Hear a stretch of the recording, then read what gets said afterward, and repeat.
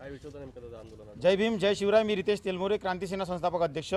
आमचा गेल्या 2 ते 3 महिन्यापासून आम्ही भूमी अभिलेखचे 3 कर्मचारी आहे, अमोल हिवशे, आकाश नागदिवे आणि स्वप्नील पवार, हे बँकॉक पटाया इथं कोणतीही पूर्वसूचना न देता बँकॉक पटाया दरवर्षी फिरायला जायला आमची काही हरकत नाही आहे. तुम्ही तुमच्या पैशानं कुठेही जा, आम्हाला काही हिंदन नाही त्याचं. पण शासनाला कोणतीही सूचना न देता शासकीय कर्मचाऱ्याला नियम आहे का बा शासकीय कर्मचारी जर फॉरेनला कुठं फिरायला जात आहे तर त्यांना रीतसर अर्ज द्यावा आणि सुट्टी घ्यावी आणि फिरायला जावं. त्याच्यानंतर या भूमी अभिलेखमध्ये इतक्या तक्रारी आहे का जे शेतकरी लोक असतात त्याच्या ज्या मोजण्या असतात त्या मोजण्या व्यवस्थित होत नाही. आणि हा स्वप्नील पवार, आकाश नागदिवे आणि अमोल हिवशेनं अमरावती शहरामधील जेवढेही आजूबाजूचे शहर आहे या शहराच्या बाजूच्या सगळ्या व्यापाऱ्यांच्या मोजण्या केलेल्या आहे. एका मोजणीचे 5 लाख 10 लाख रुपये घेते.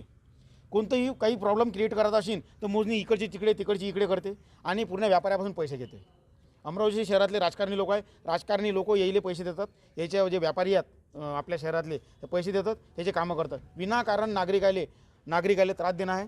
याच्यावर कारवाई व्हावी. आम्ही 3 महिन्यापासून पाठपुरावा करून राहिलो. हा जो आता बोळाके म्हणून साहेब आहे हा इतका मुजोर आहे का तो म्हणते प्रभारी आहे म्हणते, मी म्हणते याच्यावर कारवाई करत नाही म्हणते. मी 2025 गेले ते. सध्या कुठे आहे आता? आता सध्या काय माहीत कुठं आहे ते. तेव्हा काय आम्ही माहिती काढली आहे त्यांच्या पासपोर्टवर. पुरावा सगळ्यात मोठा कसा आहे, आपण देश सोडला आपल्या पासपोर्टवर येते, बरोबर आहे. माझ्याकडे पासपोर्ट आहे, मी पासपोर्ट दाखवतो तुम्हाला. त्या पासपोर्टवर ते शिक्का येते देशावर, देश सोडला का.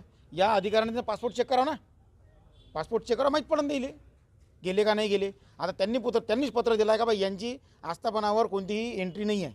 आता काय मागणी आहे का या तिन्ही यांना निलंबित करण्यात यावं. व देशाची सुरक्षा सगळ्यात महत्त्वाचा मुद्दा एक का जे हे मोजणी करतात ना, हे मोजणी करतात तर ते जे GPS द्वारे मोजणी करतात आणि यांनी हे पुरावे जर बाहेर देशातल्या लोकांना दिले असतील ना, देऊ शकतात ना.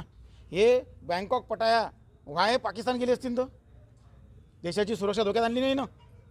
जर तुम्ही सांगून गेले असते तर आम्ही काही आरोप नसा केला. तुम्ही सांगून न गेले, देशाची सुरक्षा तुम्ही धोक्यात आणलेली आहे. याच्यावर कठोरात कठोर कारवाई होणे, यांची प्रॉपर्टी तपासण्यात यावी.